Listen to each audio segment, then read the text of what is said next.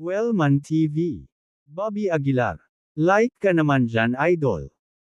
Kabanata 971, Kabanata 971, ang dakilang kapangyarihan at kakayahan ni Ama sa lungguhit. Isa ang banal na sentido ni Drexel ay galit na bumalot sa katawan ni Bobby Aguilar. Bahagyang ipinikit ni Bobby ang kanyang mga mata, naramdamang bumabaon sa kanyang sariling isipan ang kanyang banal na sentido. Maya-maya, lumitaw sa isip niya ang figure ni Drexel. Dahan-dahan ding tumayo ang maliit na gintong figure sa isip ni Bobby. Tumingin siya kay Drexel sa harap niya at sinabing, "Sige, simula ngayon, pansamantala kang pag-aari ko." Nagtaas ng kilay si Drexel at ngumisi, "Nasa iyo. Anak, masyado bang mataas ang tingin mo sa sarili mo?" Kumunot ang noo ni Bobby at sinabing, "Anong ibig mong sabihin? Anong ibig kong sabihin?" Ha ha ha ha. Hindi napigilan ni Drexel ang mapatawa. "Batay lang sa iyo, naglakas loob kang mangibabaw sa aking banal na sentido. Mas marami na akong natawid na tulay kaysa sa tinahak mo sa mga kalsada. Isang half-step martial sage, matapang na maging mapangahas sa harap ko, masyado ka pang walang karanasan." Nagbago ang mukha ni Bobby, at dali-dali niyang sinabi, "Pero nasa akin ang Silver Hoop Charm." Silver Hoop Charm? Anong klaseng kalokohan yan? Ngumisi si Drexel. Na-jolt niya ang kanyang katawan, at ang Silver Hoop Charm ay nabasag. "Akala mo talaga makokontrol ako ng bagay na ito? Masyado kang walang muwang." Ungol ni Drexel. "Mula ngayon, ang iyong katawan ay pag-aari ko, at lalamunan ko ang iyong banal na kahulugan." Sa sinabi nito, ang divine sense ni Drexel ay sumugod kay Bobby. Biglang nagbago ang mukha ni Bobby. Nang walang oras na mag-isip, si Bobby ay nakayanan lamang ang kanyang sarili, itinaas ang kanyang ginintoang palad upang salubungin ang pag-atake ni Drexel. Sa kasamaang palad, napakalakas ng divine sense ni Drexel, at sa sandaling naantig nito ang divine sense ni Bobby, diretso itong nawala. "Sa pamamagitan lamang ng kakayahang ito, maglakas loob kang maging mapangahas sa harap ko." Galit na umungol si Drexel. "Tawagin mo akong Drexel. Plansyahin mo ang lolo mo." Sobrang pangit ng mukha ni Bobby. Hindi niya inaasahan na mawawala ng silbi ang Silver Hoop Charm sa harap ni Drexel. "Hindi ako makapaniwala na niloko mo ako." Medyo desperado na sabi ni Bobby. Lumapit si Drexel kay Bobby, nginisyon at sinabing, "Huwag kang mag-alala, tutuparin ko ang anumang hindi natutupad na mga hiling para sa iyo." With that, itinaas ni Drexel ang palad niya at tinakpan ito patungo sa divine sense ni Bobby. Nang malapit ng hawakan ng kanyang banal na sentido si Bobby, isang maliwanag na liwanag ang biglang sumabog mula sa malayo. Ang sinag ng liwanag na ito ay direktang tumusok sa palad ni Drexel. Bumangon ang makapal na usok mula sa palad ni Drexel. Agad na naramdaman ni Drexel ang sakit at mabilis na umatras, sumigaw, "Sino ito?" Isang figure ang dahan-daang lumitaw sa banal na kahulugan ni Bobby. Ang figure na ito ay hindi kapani-paniwalang matangkad, at ang kahangahangang paraan kung saan siya tumingin sa iba ay nagdulot ng panginginig sa kanilang mga spine. Ikaw ang tagapangalaga." Parang nakilala ni Drexel ang figure sa harapan niya. Tatay. Nakilala pa ni Bobby ang figurang ito at agad na sumigaw. Malamig na tumingin kay Drexel ang ama ni Bobby, at ang malakas na pananakot ay nagpang-inig kay Drexel. Natahimik ang magkabilang panig, ni hindi nagsasalita. "Ang pagbura ng iyong banal na pakiramdam ay nangangailangan lamang ng isang alon ng aking kamay." Sa wakas, nagsalita ang ama ni Bobby. Ang nangingibabaw na boses, na parang may dalang malakas na puwersang tumagos, ay nagpahirap kay Drexel. Tinakpan niya ang kanyang ulo at mabilis na sinabi, "Ay. Naiintindihan ko, mangyaring iligtas mo ako, mula ngayon, hindi na ako magtatago ng anumang lihim na motibo." Gayunpaman, hindi siya pinansin ng ama ni Bobby at malamig na sinabi, "Napatay mo ang hindi mabilang na tao at dapat ay naging abo. Ngayon, binibigyan kita ng pagkakataon para sa pagtubos." Oo, talagang magbabago ako ng paraan." Nagmamadaling sabi ni Drexel. "Ama." Nagmamadaling pumunta si Bobby sa tabi ng kanyang ama, at buong pananabik na nagtanong, "Ama, saan ka nanggaling?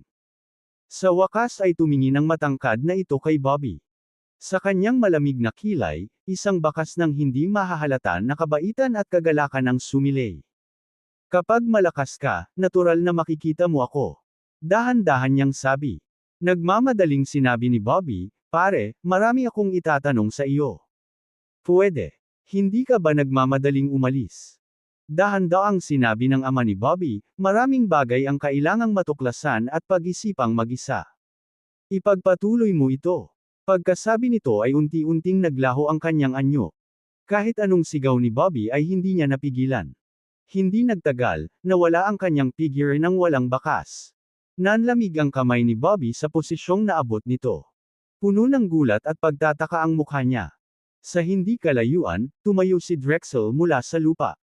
Hinaplos niya ang kanyang ulo at hindi napigil ang sabihin, mayroon kang napakalakas na ama, bakit hindi mo sinabi sa akin ng mas maaga? Malamig na tinitigan ni Bobby si Drexel, huminga ng malalim, at sinabing, pinapaalis kita, at gusto mo talagang lamunin ang aking banal na pakiramdam. Ngumisi si Drexel at sinabing, tingnan mo ang sinasabi mo, hindi ba lahat ng ito ay hindi pagkakaunawaan? Huwag kang mag-alala. Hindi na mauulit. Malamig na sumangot si Bobby, at walang sabi-sabi, hindi pinansin si Drexel. Dahan-daang iminulat ni Bobby ang kanyang mga mata, ngunit natagalan ang kanyang kalooban para kumalma. Drexel, may itatanong ako sa iyo. Sa pagkakataong ito, biglang nagsalita si Bobby. Huwag mo akong tawaging Drexel. Isang boses ang nagmula sa isip ni Drexel. Hindi siya pinansin ni Bobby at nagpatuloy sa pagtatanong, anong uri ng pag-iral ang tagapangalaga? Kilala mo ba ang aking ama? Kumunot ang noo ni Drexel at sinabing, tinatanong mo ako tungkol sa sarili mong tatay. Hindi ko pa nakikita ang aking ama. Hindi maiwasan ni Bobby ang magmura. Hinawakan ni Drexel ang kanyang ilong at bamulong, kailangang iwanan ng bawat tagapangalaga ang kanilang asawa at mga anak. Parang totoo. Abandonahin ang kanilang asawa at mga anak. Ano ang ibig mong sabihin? Nagmamadaling tanong ni Bobby. Sa madaling salita, ang mga tagapangalaga ay hindi pinahihintulutang magkaroon ng personal na damdamin, kung hindi, sila ay tatamaan ng makalangit na parusa. Iyan ang pangkalahatang ideya. Ungol ni Drexel. Ibinuka ni Bobby ang kanyang bibig at medyo malungkot na sinabi, bakit ganito? Bakit ganito? Gamitin mo ang utak mo, kung may mga personal na nararamdaman, natural na magiging unfair ang mga desisyon, tapos hindi ka kwalipikadong maging guardian. Pagmamaktol ni Drexel. Nagbago ang mukha ni Bobby at mabilis siyang nagtanong, so what happen if there are personal feelings? Hindi ba sinabi ko na? Sila ay magdurusa ng langit na parusa. Ungol ni Drexel. Grabe ang pagbabago ng mukha ni Bobby. Bagamat hindi pa nakilala ni Bobby ang kanyang ama ay nag-iwan sa kanya ng isang pamana, at tinulungan siya ng maraming beses. Hindi ba ituturing na personal na damdamin iyon? Mayroon bang paraan para maiwasan ang makalangit na parusa? Patuloy na tanong ni Bobby. Ngumisi si Drexel, syempre hindi. Lahat ay nasa Dao Technique, at lahat ay sumusunod sa rules ng Dao Technique. Paano mo ito maiiwasan? Pagkasabi noon, huminto sandali si Drexel at saka ngumisi, maliban na lang kung malalampasan mo ang panuntunang ito o masira ito, syempre, imposibleng gawin ito. Kabanata 972, Kabanata 972, Martial Arts Hall Conference. Si Bobby Aguilar ay nanatiling tahimik, ngunit sa kaibuturan, siya ay bahagyang nag-aalala. Makalangit na parusa. Ano ba talaga iyon? Itigil mo na ang pag-iisip tungkol sa mga bagay na ito ngayon, masyadong malayo ang mga ito sa iyo. Hinaway-kaway ni Drexel ang kanyang kamay. Huminga ng malalim si Bobby at bumulong, sa totoo lang, napakalayo sa pakiramdam. Isang hakbang lang ang kaya kong gawin. Sa kabila ng sinabi nito, hindi maiwasan ni Bobby na isaisip ang bagay na ito. Kinabukasan ay ang araw na magkikita sila sa Martial Arts Hall. Sa pag-alalay ni Drexel, mas nakaramdam ng kumpiyansa si Bobby. Pinigilan niya ang kanyang aura, isinuot ang kanyang itim na roba, lumabas ng hotel, at tinungo ang martial arts hall. Sa oras na iyon, puno na ang martial arts hall. Maraming martial artist ang dumating matapos marinig ang balita. Sila ay may iba't ibang lakas. Maging ang ilan na bihirang magpakita ay naruroon. Halimbawa, si Bryce Blair, at ang ama ni Blaze Rhodes, si Harold Rhodes, at iba pa. Inayos ni Bobby ang kanyang damit, tinakpan ang kanyang mukha, at humakbang patungo sa martial arts hall. Bobby Aguilar. Noon lang, naabutan ni Blaze Rhodes mula sa likuran. Nang makita ni Bobby si Blaze, hindi naiwasang magbago ng ekspresyon. Paano mo nalaman na ako si Bobby Aguilar? Tanong ni Bobby na hindi mapigilan ang kuryosidad. Medyo walang imek na sagot ni Blaze, sa tingin mo ba walang makikilala sa iyo kung tinakpan mo ang iyong mukha? Bobby, nandito ka rin pala. Sa sandaling ito, lumapit din si Emmett Middleton. Hindi nakaimik si Bobby. Sunod-sunod siyang nakilala. Kalimutan mo na, dahil nakilala na ako, hindi na kailangan ng balabal na ito. Hinubad ni Bobby ang kanyang itim na damit at itinapon ito sa isang tabi. Nga pala, may ideya ka ba kung ano ang gustong gawin ni Mark Fraley? Tanong nilang lahat habang naglalakad. Umiling si Bobby, hindi ko alam, pero talagang hindi maganda. Bobby Aguilar, matagal nang hindi nagkikita. Sa sandaling ito, biglang lumapit si Bryce Blair mula sa di kalayuan. Tumango si Bobby sa kanya at sinabing, may balak ka pa bang hamanin ako? Ako. I'm not much for you now, right? Walang pakialam na sabi ni Bryce Blair. Napabuntong hininga si Bobby, magandang malaman iyon. Hindi ko akalain na lalago ka sa ganito. Hindi napigilan ni Bryce na mapasigaw. Nakita ni Bobby na walang masamang intensyon si Bryce kaya hindi na siya nagsalita pa. Bukod dito, ang kanyang pinakamalaking kaaway ay hindi na ang aristokratikong pamilya ng Capital City, kundi ang Mystic Realm, Capital City Martial Arts Association, at Obadiah Heptonstall. Noon lang, biglang nakaramdam ng pagkapuot si Bobby. Nagsalubong ang kilay ni Bobby. Kasunod ng direksyon ng puot, nakita niyang galing ito kay Dexter Blair. Nang makasalubong ni Dexter ang tingin ni Bobby ay agad niyang iniwas ang ulo. Hindi napigilan ni Bobby ang pag-iling. Ang kasalukuyang Dexter Blair ay hindi na nagkakahalaga ng anumang pagsasaalang-alang sa kanyang mga mata. Ang kanyang puot ay ganap na hindi pinansin. Pagkatapos, kasama sina Emmett Middleton at Blaze Rhodes, naglakad-lakad si Bobby sa Martial Arts Hall. Nang makaupo na sila, lumapit si Harold Rhodes, ang ama ni Blaze, mula sa malapit. Nang makita si Harold, mabilis na bumangon si Bobby at ang iba pa. Pagbati, Mr. Rhodes. Sabi ni Bobby Aguilar, bahagyang yumuko. Tumango si Harold kay Bobby at sinabing, ikaw si Bobby Aguilar, talagang bata at may pag-asa.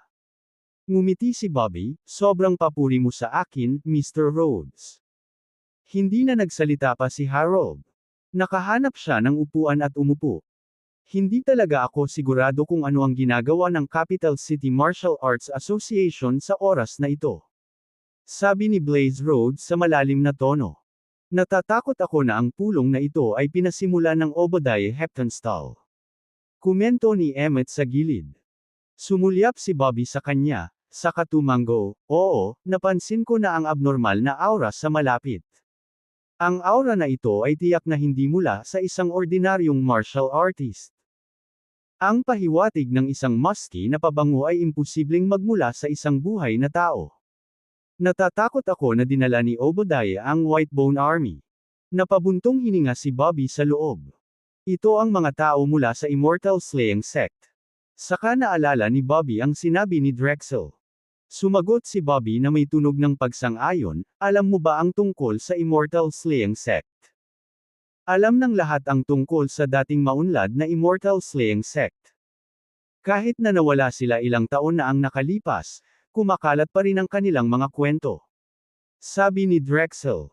Seryosong tanong ni Bobby, alam mo ba kung ano ang balak nilang gawin? Hindi ko alam. Walang pagdadalawang isip na sabi ni Drexel. Nang makita ito, hindi na nagsalita pa si Bobby. Dahan-dahan niyang ipinikit ang kanyang mga mata, naghihintay sa pagsisimula ng handaan. Ang bilang ng mga tao sa martial arts hall ay patuloy na dumami. Marami ring mga kilalang martial artist ang dumating dito. Ang parehong ay totoo para sa mga disipulo mula sa mystic realm. Maagang naghihintay dito ang mga tulad ni Tyler Wright. Maging sila ay walang ideya kung ano ang maaaring maging layunin ng pagpupulong. Habang nakaupo si Bobby na nakapikit, lumapit si Mark Fraley sa malayo. Diretso siyang naglakad palapit kay Bobby at nginisyon, "Bobby Aguilar, hindi ko akalain na maglalakas loob kang lumapit."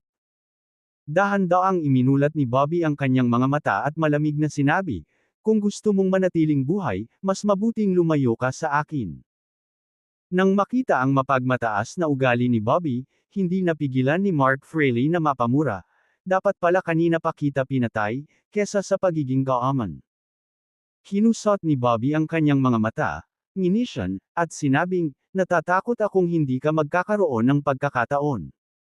Hindi naman nagalit si Mark. Lumapit siya sa tenga ni Bobby at bumulong, "Bobby Aguilar, ipapaalam ko sa iyo kung ano ang pakiramdam na nasa ilalim ng hinlalaki ng isang tao." Matapos iwan ang mga salitang ito, tinapik ni Mark ang balikat ni Bobby at naglakad palayo.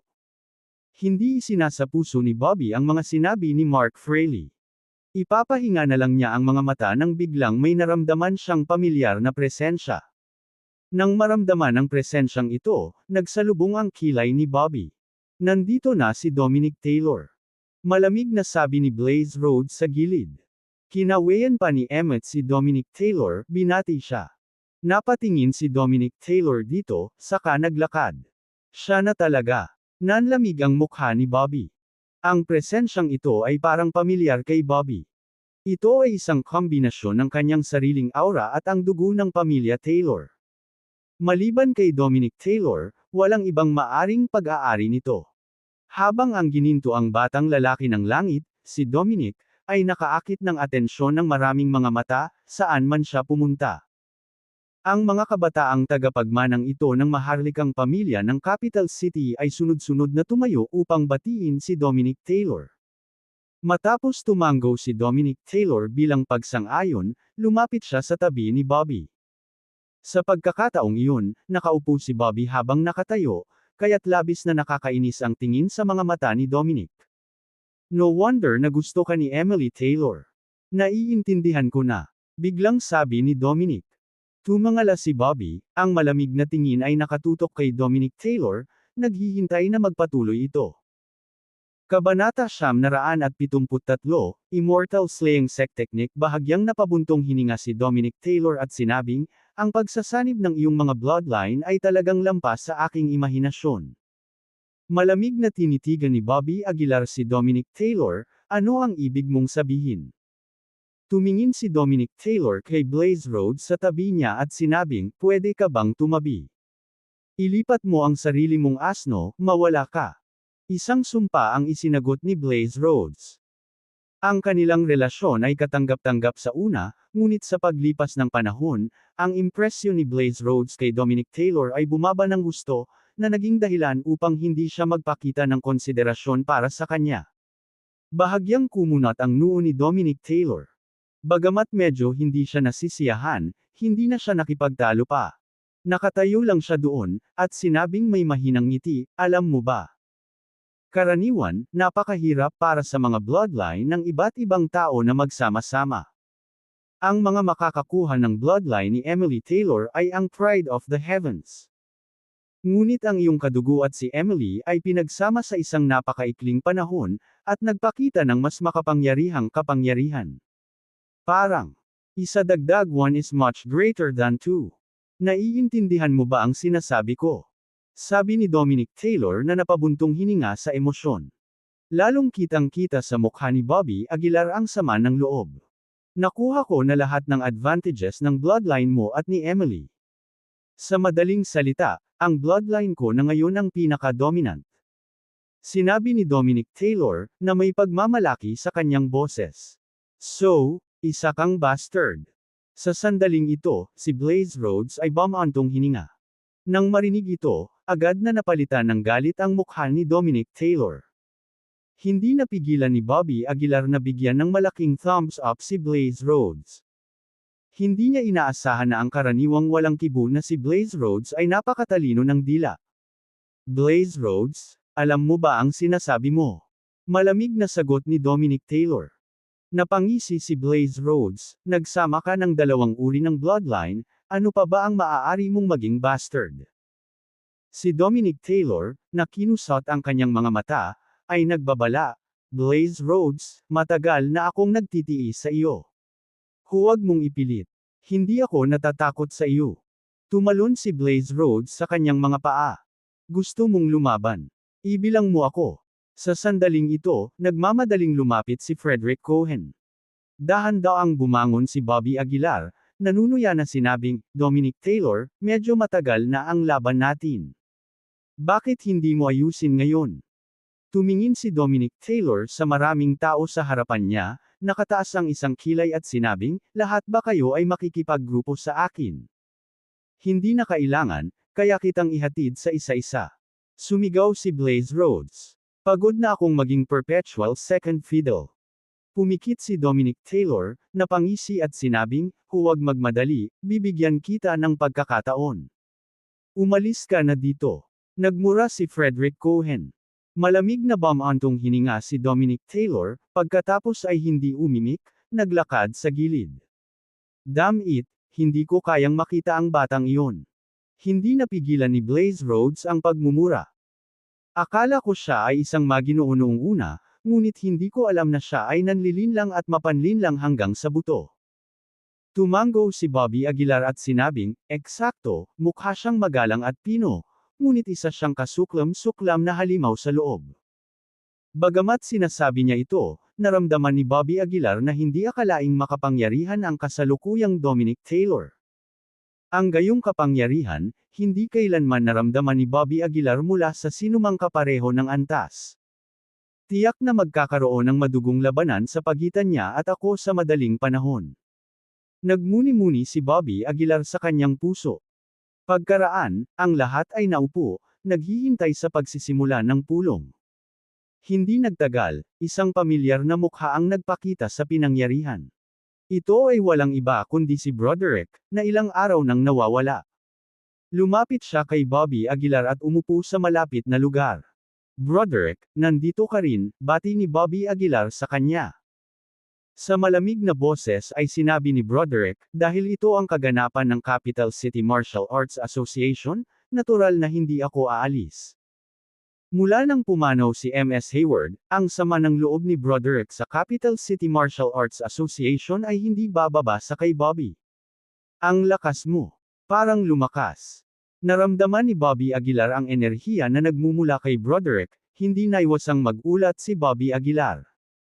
Tumango si Broderick, na nagsasabing, oo, nagkaroon ako ng ilang mga insight pagkatapos ng panahong ito ng pagsasanay. Hindi napigilan ni Bobby ngunit humanga na si Broderick ay talagang may talento. Nga pala, may ipapakilala akong kaibigan sa iyo kapag may oras ako. Sa sandaling iyon, naisip ni Bobby ang Crane. Kung maipapakilala niya si Broderick sa demonyong lungsod ng Crane, malamang na mapapahusay nito ang paglaki ni Broderick. Lumipas ang oras, segundo sa segundo. Hindi nagtagal, lumabas din sa eksena ang lalaking may bigot. Siyempre, hindi niya binati si Bobby, bagkus ay naghanap siya ng sulok na mapagtataguan. Sa isang kisap mata, tanghali na. Sa pag-akyat ng araw sa kalangitan, dumating din sina Obadiah Heptonstall at Mark Fraley.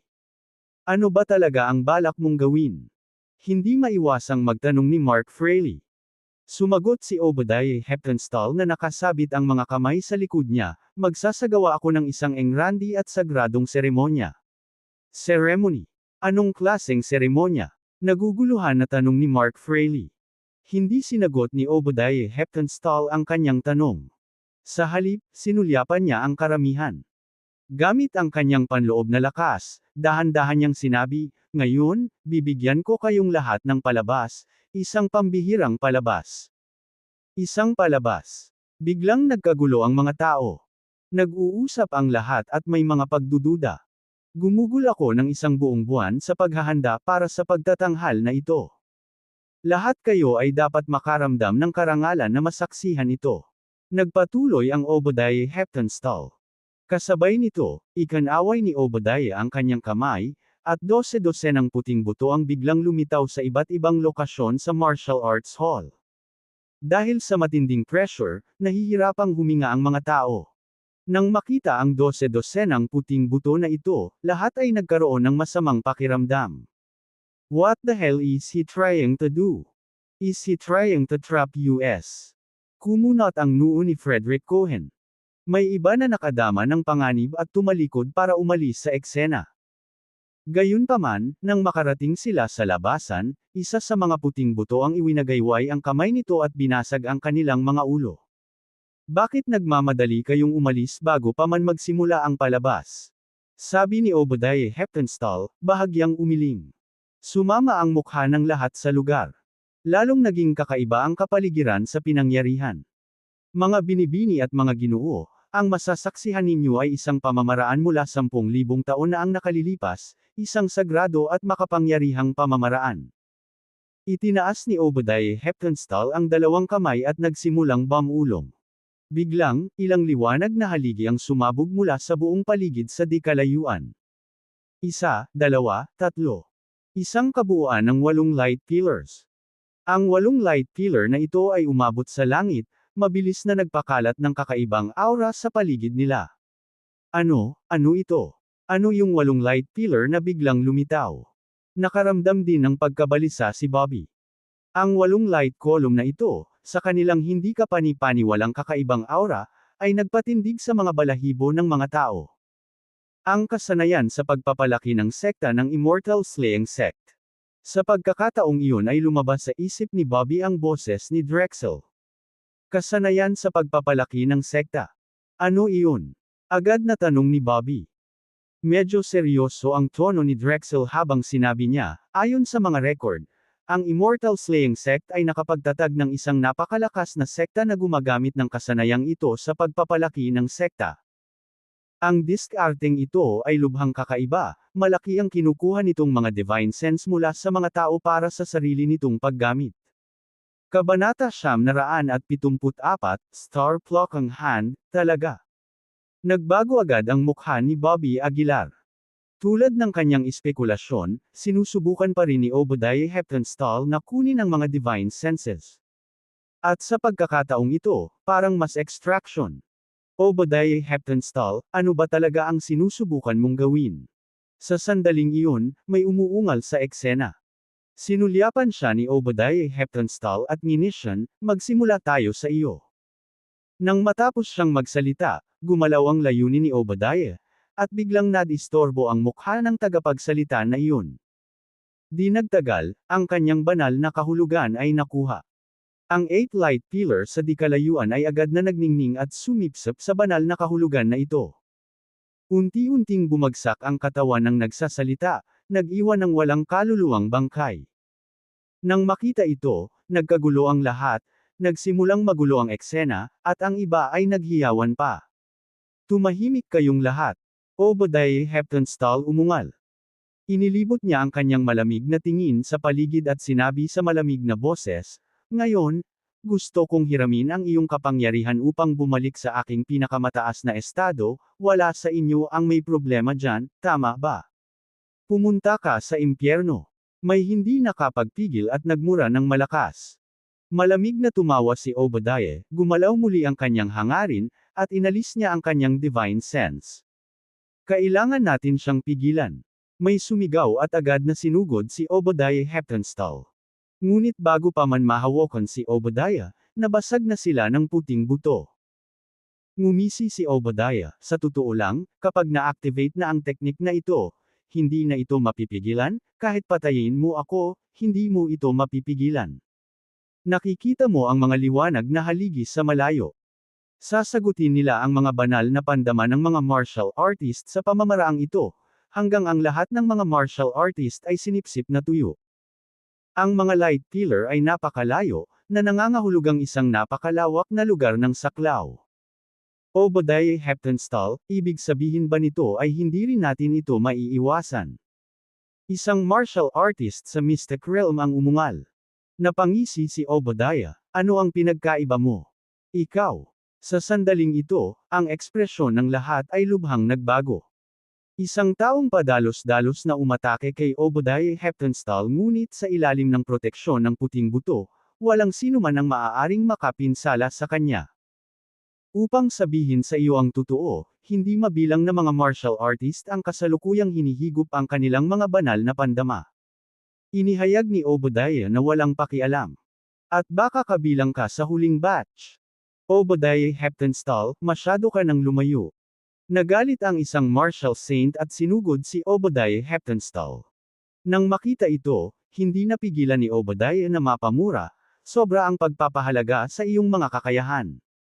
Pagkasabi ng mga salitang ito, ang puting buto ay lumundag at sinampal ang martial saint gamit ang isang palad.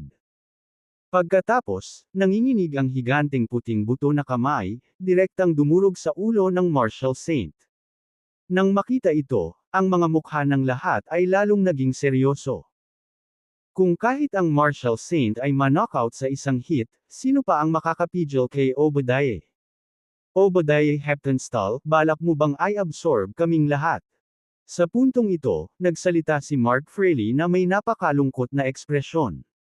Sinulyapan ni Obadiah si Mark at walang pakialam na sinabi, "Ikaw. Siyempre, ililigtas ko ang iyong buhay, dahil may pakinabang ka pa sa akin." Nang marinig iyon, nagsalubong ang mga kilay ni Mark. Dahil sa kasalukuyang sitwasyon, kahit na hindi siya hinihigop, maaaring harapin niya ang galit ng publiko. Ngunit sa pag-iisip, naisip ni Mark na dahil lahat ng tao dito ay malapit ng mamatay, bakit kailangan niyang pakialaman ang kanilang opinyon? Mabuti kung ganoon. Tumango si Mark, at saka siya naglakad palayo. Ang mga nanunood ay nabigla. Naglakad lang si Mark ng ganoon, walang pakialam sa kapalaran ng iba. Ito pa rin ba ang Capital City Martial Arts Association? Walang paraan na papayagan kita. Right at that moment, may tumayo. Ang tumayo ay walang iba kundi si Star. Ang kanyang matayog na figure ay tila ligtas na ligtas. At ang aura na nagmumula sa kanya ay nagpalakas ng loob ng lahat. Nakakatakot na aura. Hindi napigil ang mapabulalas ni Bobby Aguilar. Tunay, kamangha-mangha si Star, ang kanyang kapangyarihan ay malamang na higit pa sa ibang mga martial saints. Sa pagpasok ni Star, baka may pagkakataon pa. Nakatingin kay Star, na humakbang pasulong, bahagyang kumunat ang noo ni Obadiah Heptonstall.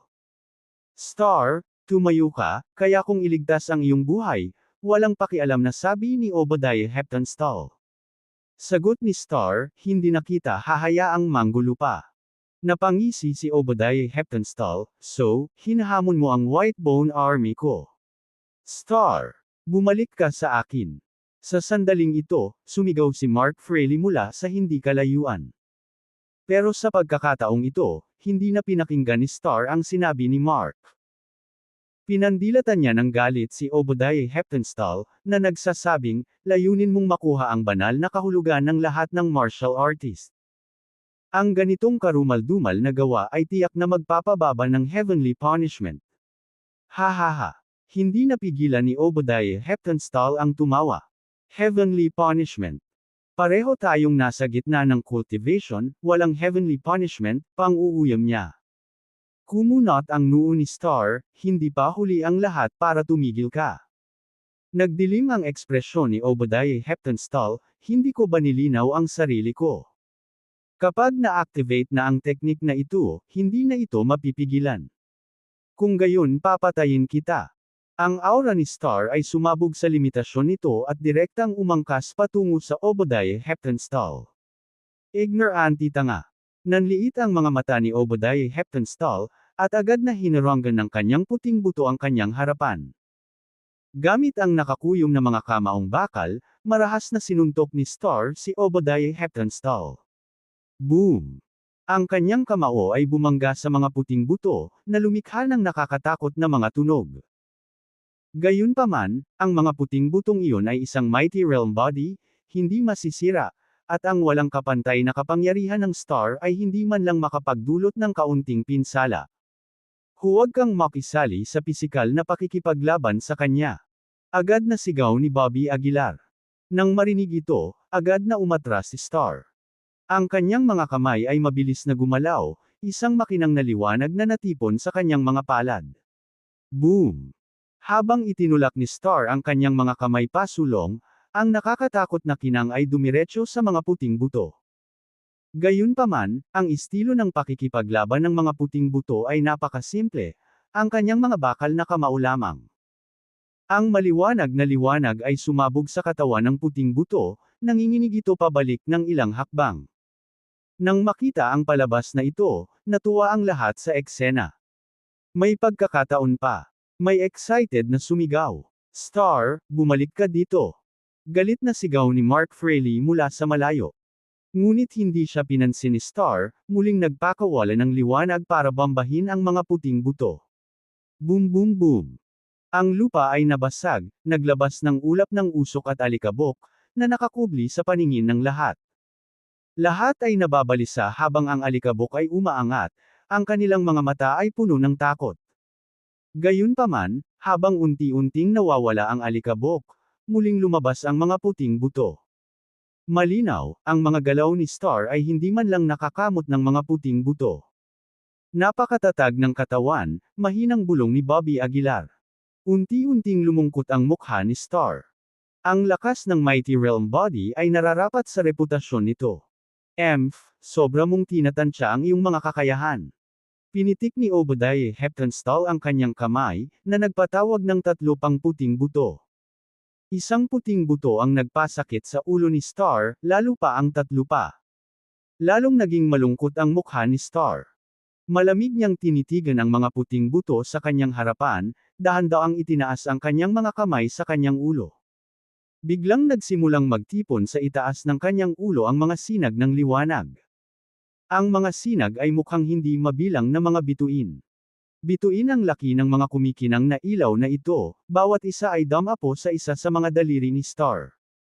Ito ang signature technique ng Star, ang Star Pluck ang Hand.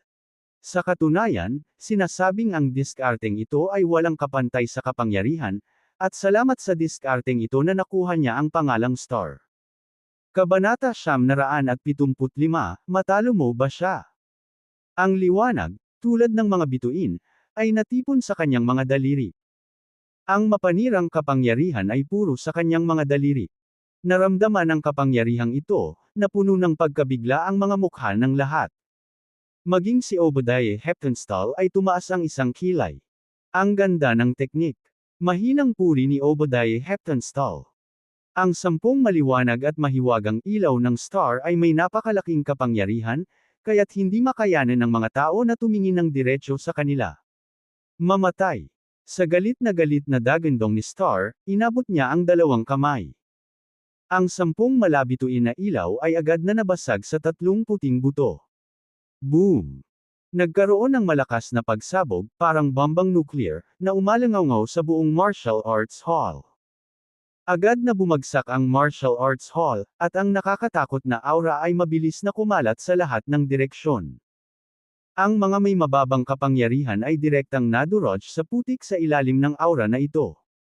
Maging si Bobby Aguilar at ang iba pa ay nakaramdam ng kaunting pressure. Ang buong lupa ay nabasag, at ang nagngangalit na hangin ay gumalaw. Nagkaroon ng sandstorm, at bumaba ang dilim. Ang kapangyarihan ng Star Pluck ang Hand ay lampas sa imahinasyon. Maging si Obadiah Heptonstall ay nagbago ng kanyang mukha, tila nabigla sa pagkilos na ito. Sa hindi kalayuan, humihingal si Star, at tumutulo ang pawis sa kanyang noo. Malinaw, ang Star Pluck ang Hand ay naglagay din ng matinding pressure sa kanya. Nawala ang liwanag, at nahulog ang alikabok. Ang 3 puting buto ay nabasag sa lupa. Lalo pat may mga puting spot sa katawan nila. Ang kinalabasan na ito ay nagdulot ng labis na pagkadesperado ng lahat. Napakalakas na galaw dahil ang Star Pluck ang Hand ay nag-iwan lamang ng mga puting spot. Gaano katigas ang mga butong ito? Tapos na. Kahit ang Star Pluck ang Hand ay hindi sila nasaktan. Mighty Realm Body, talagang karapat-dapat sa reputasyon nito. Tapos na, ayoko pang mamatay. Ang ilang mga tao ay sumigaw pa sa sakit, ang kanilang mga mukha ay puno ng kawalan ng pag-asa. Ha ha ha ha. Hindi napigilan ni Obadiah Heptonstall ang humagalpak ng tawa. Ito na lang ba ang mayroon ka? Star, wala ka nang hihigit pa rito. Sa dagandong ni Obadiah Heptonstall, isang puting buto ang agad na lumitaw sa harap ni Star. Bang! Ang puting kamao ay nabasag sa dibdib ni Star, at ang katawan ni Star ay agad na pinalipad. Ang kanyang katawan ay dumausdas ng 12-dosenang metro sa lupa, patuloy na naglalabas ng sariwang dugo. Malamig na tinitigan ni Obadiah Heptonstall si Star at sinabing, "Ignorante tanga, naisipan mo talagang hadlangan ang grand plan ko." Nakahiga si Star sa lupa, mukhang miserable. "Obadiah Heptonstall, huminto ka." Sumugod si Mark Fraley, nakatayo sa harap ni Star. Sinulyapan ni Obadiah Heptonstall si Mark at nginisyan, "Sa huling pagkakataon lang ibibigay ko sa iyo ang mukha. Kung may susunod pa, huwag mo akong sisihin sa pagiging masungit." Ngumuso si Mark, binuhat si Star, at tumalikod na para umalis. Pati si Star ay natalo. Walang pagmamalabos sa pagsasabing halos si Star ang pinakamalakas sa kasalukuyan, kahit si Jackson Harris ay maaaring hindi niya kalaban. Sa kanyang pagkatalo, sino ang makakapigil kay Obadiah Heptonstall? Boss! Sa sandaling ito, isang maliwanag na ilaw ang kumislap sa hindi kalayuan, at ang divine sense ng isang martial artist ay direktang nakuha. Agad namang natakot ang mga nakaupo sa tabi niya, nagsisigawan at namumutla. Dahil dito, lalo pang naging desperado ang natakot ng karamihan. Nang ang kasawian ay bumagsak sa kanilang sariling panig, ang takot ay higit na higit kaysa marinig ang tungkol dito. Naging magulo ang eksena, at natakot ang lahat na sila na ang susunod na makuha ang kanilang divine sense. "Oh, nakalimutan kong sabihin sa iyo, random ang pagkuha ng divine sense." Casual na sabi ni Obadiah Heptonstall. Isang segundo ay maaaring 1,000 milya ang layo, sa susunod na segundo. Maaaring ikaw na. Ngumisi si Obadiah Heptonstall, na nagpapakita ng isang subo ng mapuputing ngipin. Napuno ng sigaw ng sakit ang eksena, ang ilan ay hindi nakayanan ang psikolohikal na presyon at nawalan ng malay. Heavens! Obadiah Heptonstall, iligtas mo ako. Handa akong pagsilbihan ka. Sa oras na ito, may nagsimulang sumuko kay Obadiah Heptonstall, sinusubukang iligtas ang sarili niyang buhay. "Ako. Payag din ako. Handa akong sumali sa Immortal Slaying Sect at maglingkod sa Immortal Slaying Sect. Please spare my life." Sa pagtingin sa lumuluhod, nagmamakaawang martial artist, nginisya ni Obadiah Heptonstall, "Serve me. Are you worthy?" Inilibot niya ang kanyang tingin sa mga tao at malamig na sinabi, "Ang pinakamalaking gamit mo ay bigyan ako ng banal na kahulugan." Napuno ng malungkot na kapaligiran ang buong martial arts hall. Ang ilang mga tao ay natakot kaya sila ay bumagsak sa lupa, at ang iba ay nabasa ang kanilang pantalon sa takot. Damn it! Puno ng galit ang mukha ni Blaze Rhodes. "Hindi natin siya hahayaang patuloy na gumawa ng masama. Kahit natalo si Star, wala tayong laban sa kanya." Umiling si Bobby Aguilar. "So anong magagawa natin? Uupo na lang ba tayo dito at maghihintay sa kamatayan?" Tumingin si Bobby Aguilar sa ilang light column sa hindi kalayuan at same time na sinabi, "Upang matigil ang pamamaraang ito, maaaring kailanganin nating putulin ang mga light column na ito." Kahit na sinabi niya ito, masyadong malayo ang mga light column na iyon. Paano nila masisira ang mga ito? Ang mga ilaw na haligi ay naging mas makapal, at ang liwanag ay nagniningning ng mas maliwanag.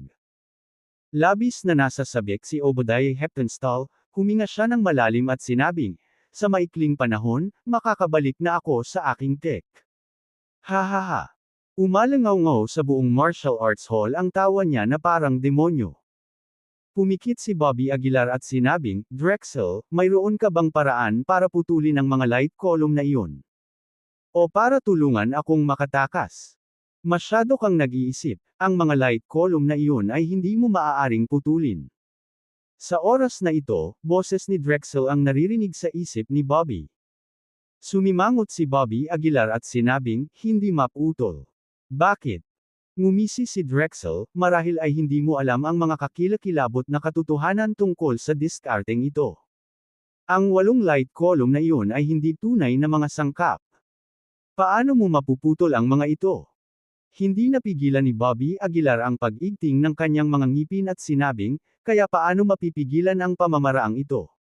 Di ba sabi niya? Hindi mapipigil ang teknik na ito. Noong ginamit ito ng Immortal Slaying Sect noon, walang makakapigil dito. Seryosong sabi ni Drexel. Hindi napigilan ni Bobby Aguilar na sampain, kaya maupo na lang tayo at maghintay sa kamatayan. Oo. Bulong ni Drexel. Huminga ng malalim si Bobby Aguilar at nagtanong, kung ipahiram ko sa iyo ang aking katawan, maaari ka bang manalo laban sa mga mandirigman ng puting buto na iyon?